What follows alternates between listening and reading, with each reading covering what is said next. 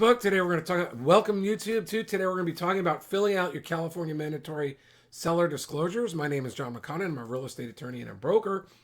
We've got this new software. I was already doing a previous video. I sent it to myself. It didn't work. It probably recognized me as also the listing agent, and it didn't work. But I've had clients fill this out very successfully. I'm excited to go through it. I did not go through the whole thing myself. I just went through it quickly before I sent it to my clients. I said, I knew these clients, and I said, do you mind testing it? They loved it. Now we're going to go through it as if we're doing it together. As I'm doing this, I'm going to be assessing how I can help everybody do this, because in my other video I explained I really think it's important to fill out your mandatory disclosures ahead of time, probably even before you talk to real estate agents. Let's fill it out, and then I'll tell you why. But I think by doing this early, and it's all probabilities, but you can save yourself thousands of dollars to $20,000, maybe even more if a buyer were to use one of the strategies buyers like to use, which is to win the multiple offer situation, then find something wrong with the property, and then negotiate it back. You also can save thousands of dollars by sort of eliminating buyers' fears and objections, and you can even negotiate real estate commissions with realtors. I will talk to you more about that at winnerscheck.com and in other videos. But let's get started. I just emailed myself. It's a sample transaction. Here's some advisories. I know from doing this myself, this is part of, say, the first 15 minutes of a consult with a new client, not one who's paying me by the hours on a lawyer, but when I've sold over 200 homes as a real estate broker, and I remember doing this a few years ago with some probate trustees, going through all this stuff. Now, they fill out exempt seller disclosures, but ESD is very similar. It's just shorter than the transfer disclosure statement. And let me just say, all right, so this is just information. We don't really need to go about final recommendations. All this is important. I'll probably have a separate training video on this. Okay, so here, I'm going to read it. It's important that you fully complete the TDS and any other disclosure forms as honestly as you can. To that end, your listing agent strongly recommends that you consider following points on completing the disclosure. If you are aware of any planned or possible, you know what, it's so good. I just don't want to waste your time. I want to go through the questions. Okay, so gather any relevant documents. This is very good advice. I also suggest this is going to be part of a little course at my website. Before you go through these, I think you should go through and do a room by room review in your house. It helps with pricing. It helps with this. It helps in many ways. And I also, I'm going to have sample TDS, these things printed out, sample TDS. They're already there, actually. TDS and an SPQ, so that you know what to look for while you're going through the home, so you can disclose it well. And then it enters into so many other things. It's all super important, I think, to do first. So here it is. Walk through the property. Take the time now. Walk around the house to better remember issues, conditions, defects, repairs, and other concerns. You can use this wizard to attach any photos of the property taken during a walkthrough to add additional clarity to your responses where relevant. That's a change. I don't recall seeing that. Unsure of your answer, click on flag for review. This is great if you're working with me in that capacity. In the beginning of my home seller disclosure workshop, we'll set it up. Depends on when you're there. Answers are saved as you go. That's part of my disclosure workshop. Now, I picked the TDS and the SPQ. There are other disclosures. These are the important ones I believe every home seller should do before they hire an attorney. A real estate agent, before they talk to professional buyers. Professional buyers should still get these. Host of reasons I've talked about in other videos why you should be doing it. So we're going to get started with the TDS. Now this, you don't have to get from a realtor. You can get this on my website. You can get this from the California Association of, no, I'm sorry, then they change it. Department of Real Estate, California Department of Real Estate has a booklet. The TDS is in there. This is mandatory for everybody. And by filling it out, you can see, and if you're filling it out to the best of your knowledge and disclosing material defects, which is shorthand, not complete. I'm a lawyer. This is not designed to be legal advice, but material defects quite simply could be considered anything that would impact the value of your house. It may not necessarily be that, But if you understand that something that someone could find about your home that would affect the value of the house, that could be considered a material defect. I can do more technical definitions, but that's it. And it's not going to be something like the color of the paint. It's going to be an issue. Now, if you do fill these out, then you have the law protecting you from suits after you sell your home with respect to those defects you've disclosed. Let's not get into the legal reasons right now. Let's just say if you fill these out properly, it will protect you to a large extent from from the buyer suing you after the fact. I mean, if you've disclosed them and then they find an issue with the property, it's going to be very hard for them to successfully win a lawsuit. Okay. Would you like to list any inspection reports or disclosure where the proprietor has agreed that the contents may substitute for your obligation to answer certain questions on this real estate transfer disclosure?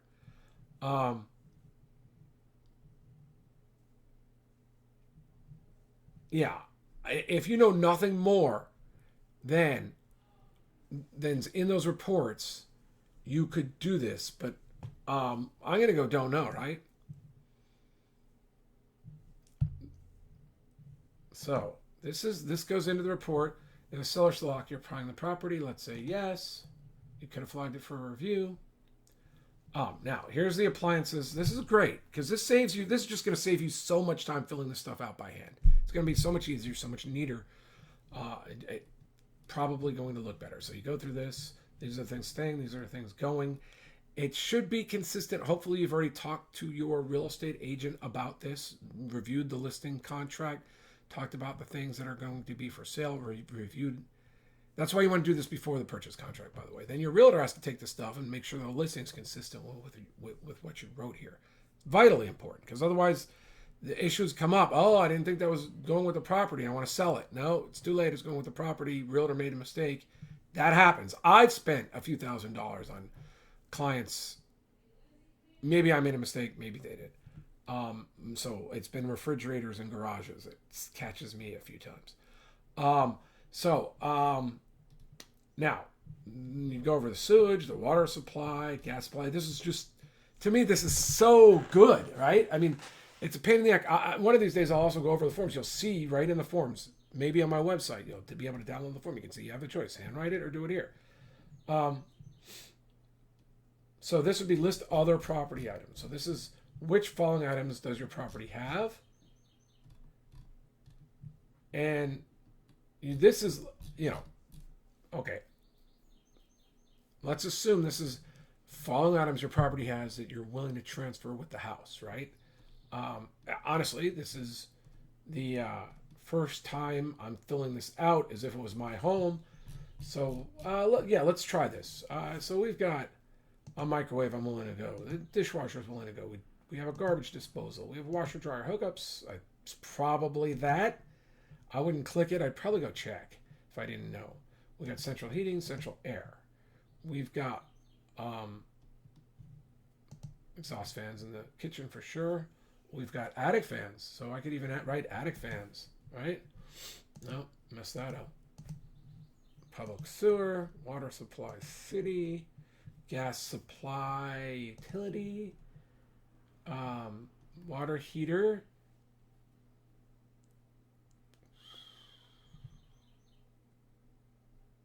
gas, and we have solar.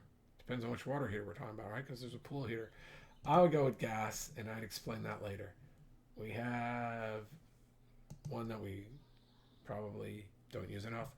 Carbon monoxide. We have smoke detectors.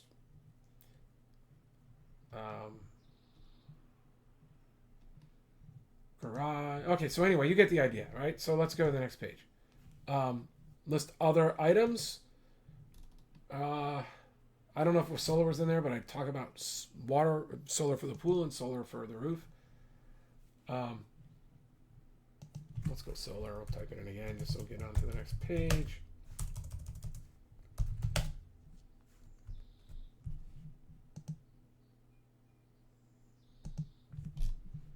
I must be doing something wrong. Oh,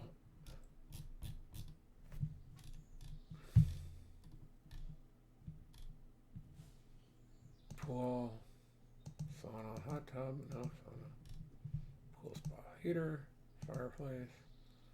I think a lot of those people have that now, right? Oh, there we go. Good. Yes. Yeah. Now here's one. If your garage door opener is not working, say no. And also explain that. Probably in the listing. Bring it up with your realtor. It probably should be stated. Is there a locking safety door, safety cover in the hot tub? Yes or no. Well, I'm going to just go no. Is there a child resistance barrier to pool? Yes. What type of pool house beater? We got solar. Oh, no, we also had a lot. Oh, well, it doesn't matter. Well, actually, I'd have to go back and fix it because we also have electric, right? Or do we have gas? It's gas. Okay, so kitchen, right? See, the software is awesome. Now, where in the property 220 volt wiring located? Garage. Living. No, that's family, sorry. We live in both rooms now. We got 4 kids.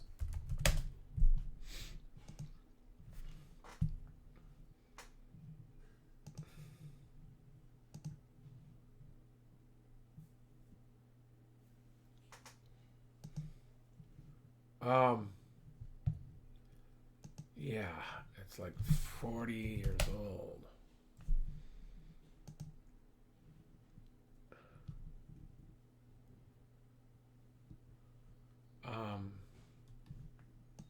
So this is where you explain stuff's not in working order, right? Which is cool. But now, when you've done this before, your real estate agent can make sure your listing says that, so you're not going to spend more money. You're not going to have issues with buyers coming back and asking for money after repairs and inspections. And this explains, this is the legal stuff right here. We don't know what significant defects or malfunctions are. If you're aware and you respond yes, but if you're not aware, then you respond no. If you need to check any of the boxes, provide as much information as possible about the issues. That's fantastic advice. Now, let's say that I'm going to pick one. Let's pick, what can I pick?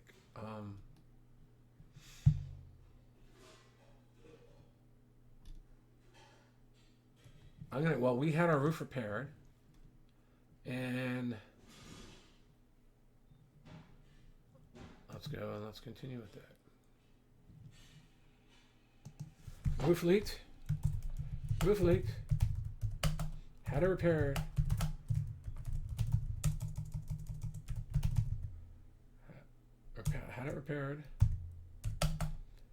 no signs of a leak since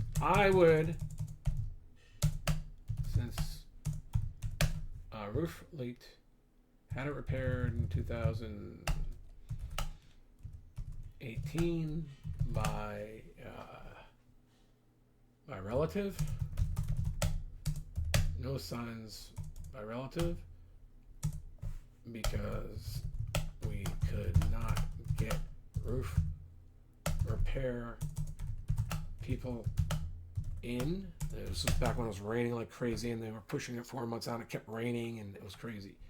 But I made sure a super awesome job was done, and it seems successful. I wouldn't make any guarantees. I could, if I were smart, I don't have it, but I would have the bills from Home Depot. Maybe we develop on our credit card, said this is what we did, this is how we did it. You're welcome to get inspected. I wouldn't vouch and say it doesn't leak anymore.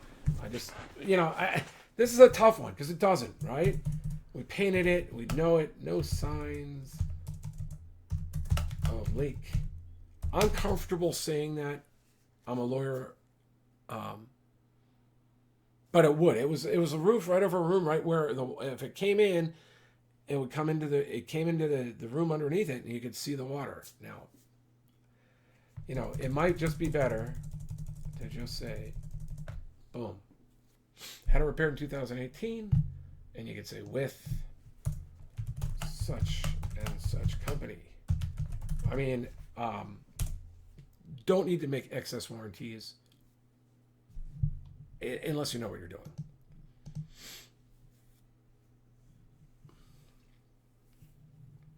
Okay, so now we're getting to property issues. Are you aware of substances and materials products which may be an environmental hazard when limited asbestos? Yeah, there probably is some lead in the paint near the chimney, near the fireplace. We've had it covered by tile, and I would probably blame that.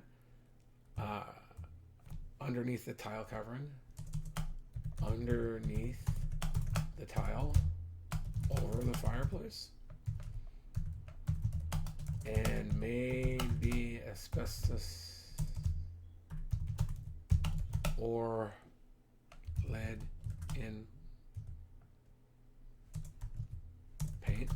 My area is famous for having houses that had popcorn ceilings and paint when they were made in Poway. I don't know if there's asbestos or paint, but I'm going to disclose it because I don't want to get sued. And, now I think the burden on them is to go ahead and do it themselves. Now, if you don't know any of this stuff about your house, you probably don't have to do it. But if you're lawsuit, like right now in multiple offer situations, I don't think it's going to stop anybody anyone who's well advised about your area. If it's common to the area, even if you don't know it hits your house, you might want to consider disclosing it because it might not affect your price at all and it lets you sleep at night. Those are decisions that you would have to make. I would tend to err right now on disclosure. Other people I know hate it. They think it's killing them. My experience says otherwise, but if you want to sleep at night, if you're a little worried, why not disclose and let them figure it out? But other people, that's not necessarily something you have to do. If you're not aware that your particular house has a problem, you might not have to disclose it. It's a tough call. I'd have to talk to people about that on each one.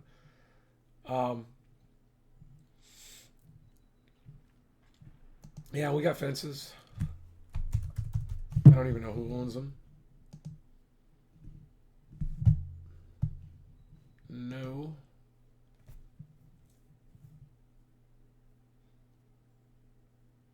Yeah, we may have put a window in we weren't supposed to.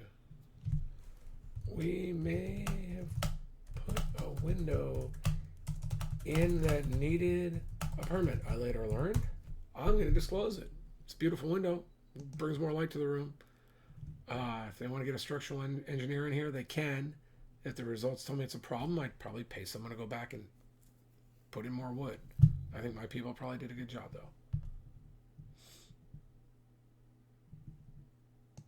Well, I that may have been the second part of the previous one.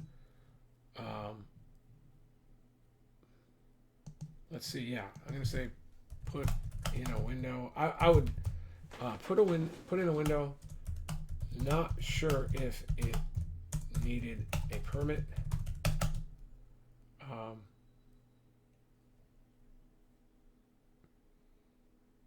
In dining room.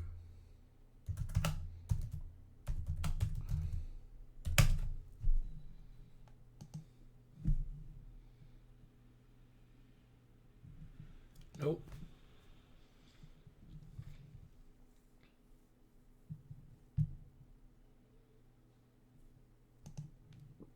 Nope.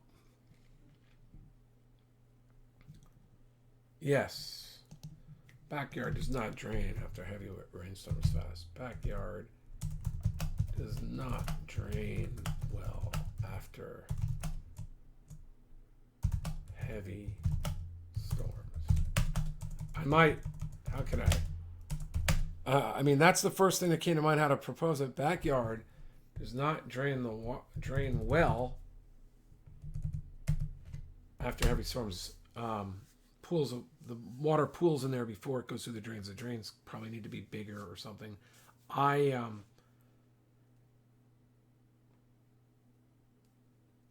Yeah, this is something I'd have to talk to myself about, right? How would I? Backward does not drain quickly enough sometimes. Quickly enough after heavy storms.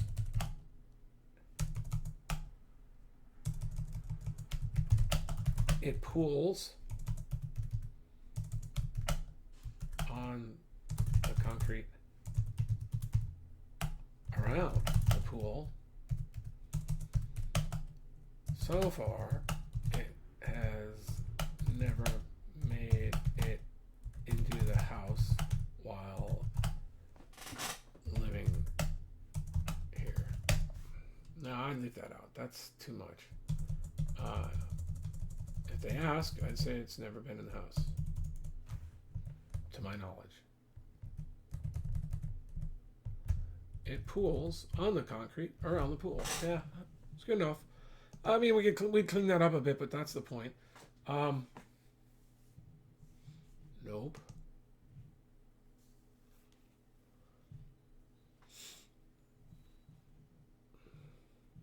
Nope. That comes up a lot, though. As a lawyer, I've been consulted about that many, many, many, many, many times.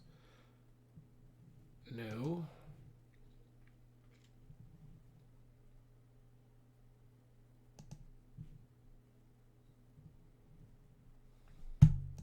Well, let's say yes. Pretend there was, because I'm sure this is going to affect many of you. Okay, so that's who we have to explain that. Let's see what we have to go here too. Same thing. Probably have to provide. Yeah, no, probably you will be providing copies of these things to the buyers. Nope. Nope.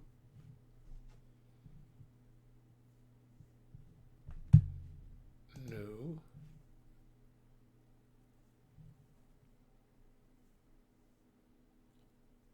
Um,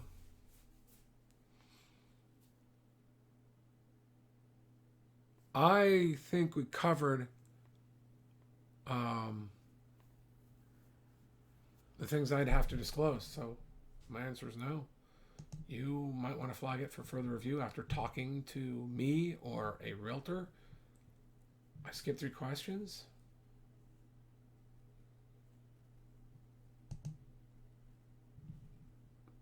I'm going to say yes because it does. But again, if you don't want to supply, if you don't have them, just say no. And I figure 1, right? I mean, why say 3 and then you can't find them? I can't tell you how many times that comes up. Just say 1 and then give them 2 or 3 if you have them. I don't see it as being an ethical thing. I mean, you just don't want to be responsible for having to give them 3. Now, if they're very technical, you can bring it up. Yeah, well, we have another. We just, things happen during the 30 days between when we sold it and when we moved. We don't want to screw it up. I've seen people say, I've been involved in this. I've seen husband and wives yelling at each other about packing up the controllers. So, deal with that as you may. So we're going to go no here. No. So now we'd be done.